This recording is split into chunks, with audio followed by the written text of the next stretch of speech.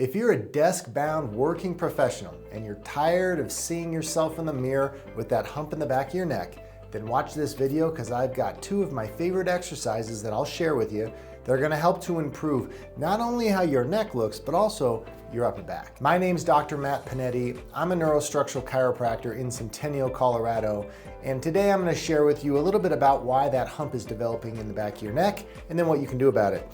Most people should have a curve in their neck. And by most, I mean all. There should be a nice lordotic curve in the neck. The neck should bow out in front. Most people, unfortunately, have lost that curve because we stare at screens. It's often called or referred as tech neck.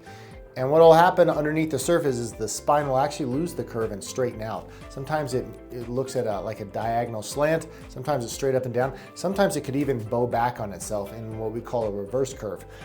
Any of those scenarios are problems, just a matter of how severe the problem could be. And as a result, there's going to be fatty deposits and muscle tissue that's going to get stronger and grow larger as a result of losing the curve in the neck. The curve in your neck performs two functions. You've got your brain that sits up top, and then you've got a spinal cord that runs through your spine. The spine having a curve allows your spinal cord to express itself fully, allows for transmission of your nervous system up and down. That's healthy. If you lose the curve, unfortunately, you're going to kink that spinal cord and affect the function and the transmission of nerve signals. The other thing is your head weighs about 12 pounds. And the head weight, when you have a curve, goes on the back of the neck muscles, which is where it's designed. It acts as a shock absorber.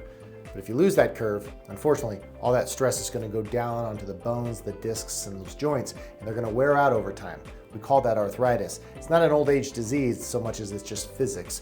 And if your body doesn't have the proper structure, you can't expect it to maintain that ability for the rest of your life. So as you lose that curve and that weight starts to come down on the bones and the discs, that's where those fatty deposits that I mentioned earlier and the muscles themselves are going to start to engage more to keep you upright. And unfortunately, that's where we're going to see the neck start to develop a hump.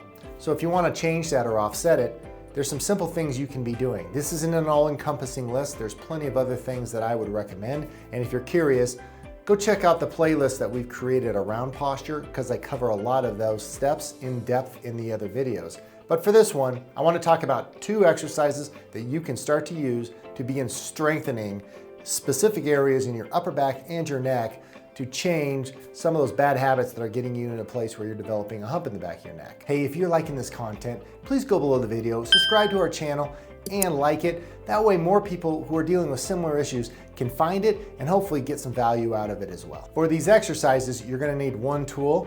That is a resistance band. Now this was a loop. I just cut it in half and stretched it out.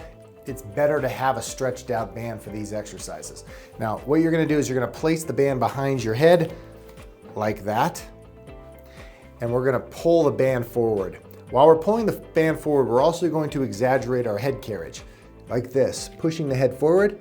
And then what we're gonna do is we're gonna engage and pull back against the resistance bands like this for 2 seconds. 1, 2, and then come back, and then go back into it. 1, 2, and you're gonna repeat that 10 times. I suggest doing 2 to 3 sets of it for 10 reps. Now, I'm using a band that's probably too light for my neck.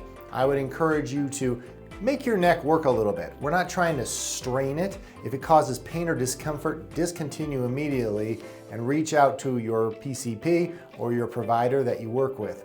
You shouldn't experience pain from this, and we're not looking for you to develop the world's strongest neck. What we're trying to do is create some resistance and improve the strengthening in your neck. Now the next step is we're gonna get that resistance band and we're gonna have it out in front of us with the arms extended, and we're gonna bring the band back until it hits us in the chest, okay?